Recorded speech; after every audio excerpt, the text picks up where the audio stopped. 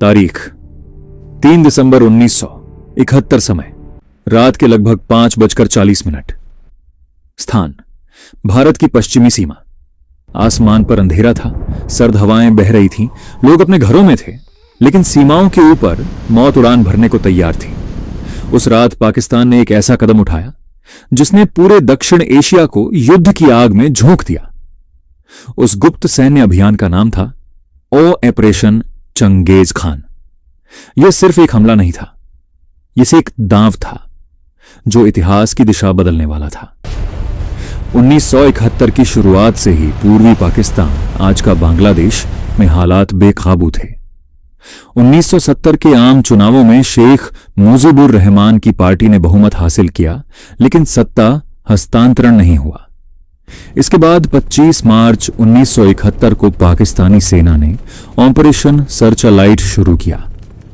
ढाका की सड़कों पर टैंक उतरे, विश्वविद्यालयों पर गोलियां चलीं, हजारों लोग मारे गए, लाखों शरणार्थी भारत की सीमा में आने लगे। भारत के सीमावर्ती राज्य, खासकर पश्चिम बंगाल और त्रिपुरा, मानवीय संकट से जूझ रहे थे। भारत की प्रधानमंत्री इंदिरा गांधी पर अंतर्राष्ट्रीय दबाव भी था और घरेलू दबाव भी। भारत खुलकर हस्तक्षेप नहीं कर रहा था, लेकिन प्रशिक्षण, समर्थन और रणनीतिक मदद के आरोप लगने लगे थे। पाकिस्तान को लगा, अगर भारत को पहले नहीं रोका गया तो पूर्वी पाकिस्तान हाथ से निकल जाएगा। 1967 में इजरायल ने अरब देशों पर अचानक हमला कर उनकी वायुसेनाएं जमीन पर ही तबाह कर दी थी।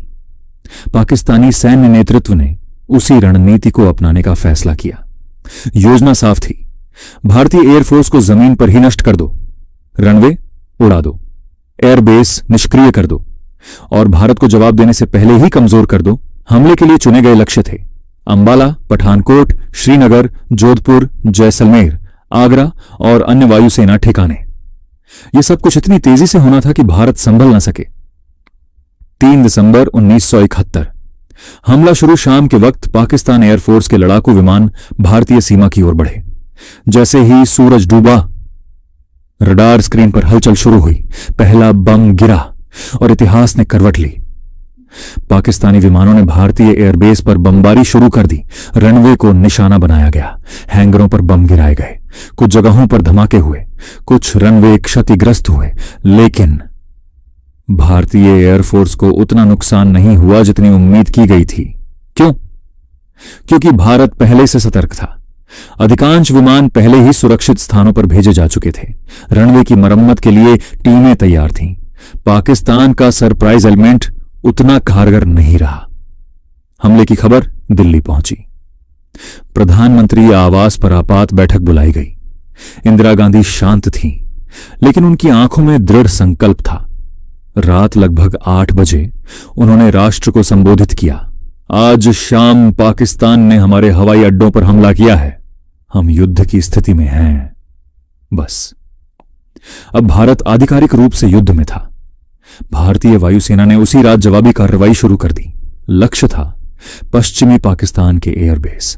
लाहौर, सियालकोट, कराची सब निशाने पर थे। समुद्र में भारतीय नौसेना भी सक्रिय हो चुकी थी।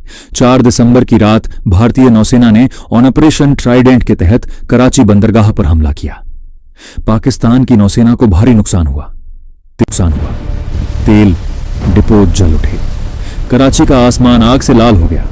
ऑपरेशन चंगेज खान का जवाब कहीं ज्यादा घातक साबित हो रहा था। पश्चिमी सीमा पर लड़ाई जारी थी, लेकिन असली खेल पूर्वी पाकिस्तान में हो रहा था।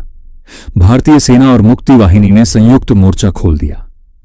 जनरल सैम मानेकशॉ के नेतृत्व में रणनीति साफ थी, तेजी से आगे बढ़ो, ढाका को घेरो और निर्णायक जीत हासिल करो। भारतीय सेना ने 13 दिनों में वह कर दिखाया जो असंभव माना जा रहा था।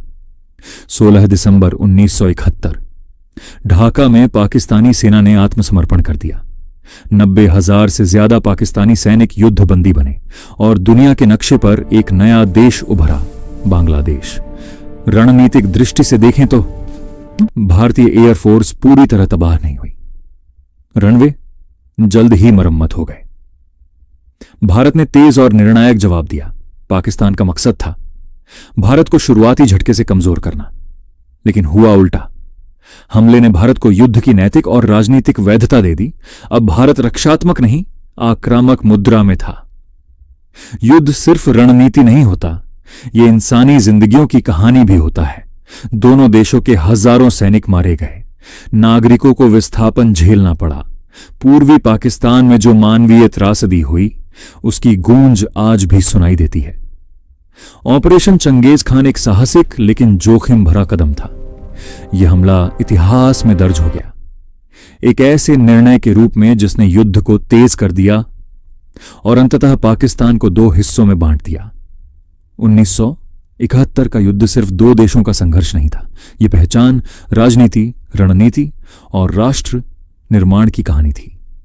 कल्पना कीजिए 3 दिसंबर 1971 की वह सर्द रात।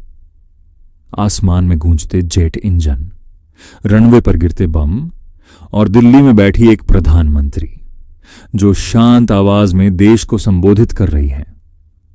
कुछ फैसले इतिहास बदल देते हैं। ऑपरेशन चंगेज खान ऐसा ही एक फैसला था। आधी रात का हमला जिसने एक नए सूरज को जन्म दिया।